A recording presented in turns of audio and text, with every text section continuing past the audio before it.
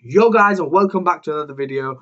And today I bring top 7 English films of movies of the year of 2024.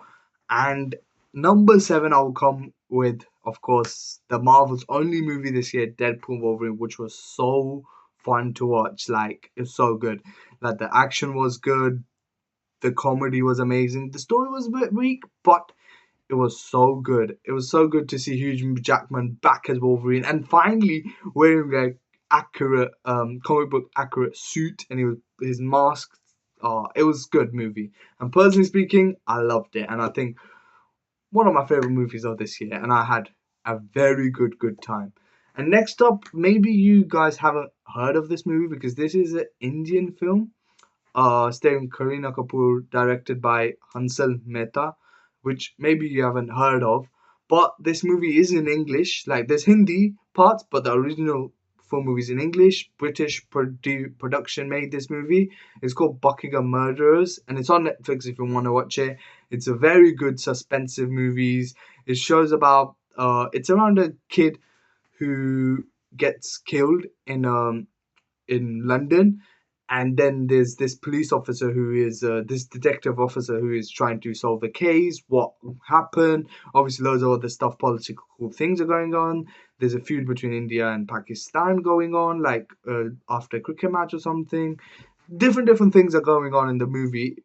And if you want to see a good suspensive movie, I'll recommend Buckingham Murderers, and that's why I have put this in this list. Because yes, it's an Indian film, but at the same time, it's in English. Like, the whole movie's in English, and it's produced by a British company. So it's a British film more than an Indian film, even though it's made by an Indian guy.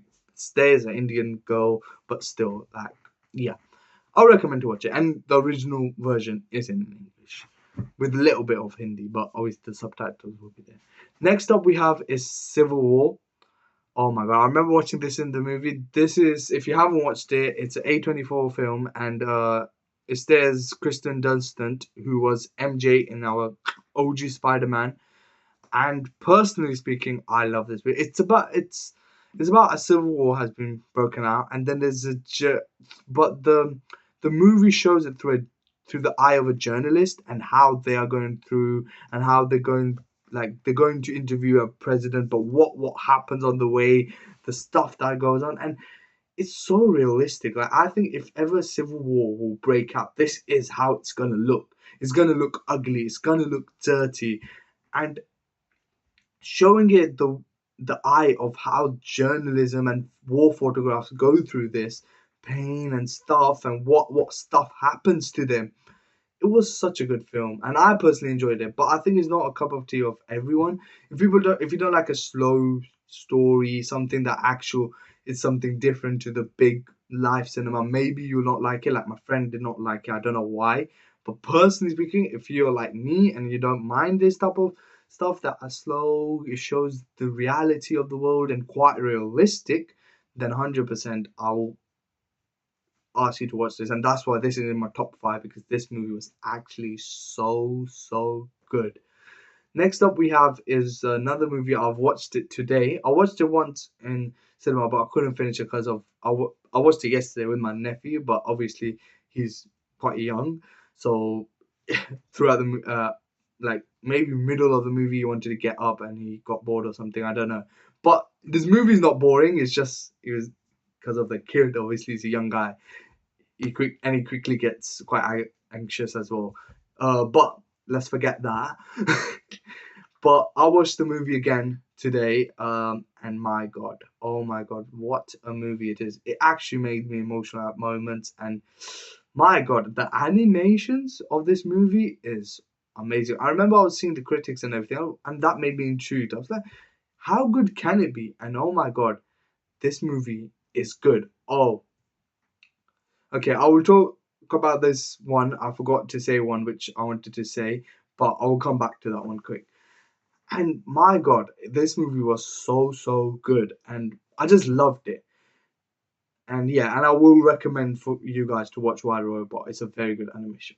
As we're on animation, there was one movie. I'm not putting in number 3. Number 3 is another movie. I was gonna put this number We got 7 movies, right? I'll just give it as a honorable mention. Let's go. So there's another movie I wanted to say, but I forgot to put in the list. But I just remembered. Um, so I'll just put it as a honorable mention. Transformers One was a very very good picture, and my god! And if I need to put this in the list, I think I'll put it after Buckingham Murderers, which would make this a top 8, but we'll leave it at top 7. Uh, and personally speaking, this movie was very good, man. I loved it. Like the animation, again, the animation in this movie was so good, and the whole story. I think it shows the backstory of Transformers. I'm so sad it didn't do well, but you should watch this movie because it's so good. The ending, the everything, and even the voice actors have done a good job, and it was so fun to watch. And personally speaking, I recommend Transformers 1. You should watch it. It's such a good movie. And next up, now we go with our top 3 after the honorable mention. Furiosa and Mad Max movie.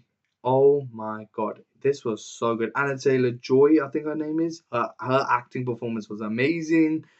The direction of the film was good. The action was so good, and Chris Hemsworth just stole the show for me because he was so good in that villain role, and I loved it. I watched this movie in cinema, and this was absolute cinema. I'm gonna come to another absolute cinema, but this was close to the absolute cinema. Oh, I could say one of my favorite movies of this year. I loved the action. I loved the intensity. Unfortunately, this didn't do well either, which is so sad to see because I would have loved to see more parts of this franchise, but unfortunately it won't come because obviously this got into a flop. So I'm very sad because the movie was so good. I will tell you guys, go and watch it. It's on Amazon, I think now, or Netflix. I can't remember. I think it might be on Netflix somewhere. But wherever you find it, watch this movie. Next up, the second best, the penultimate movie of this year was Monkey Man, starring Dev Patel, and he directed it as well. And personally speaking, again, as I said about Furiosa, the action, the story.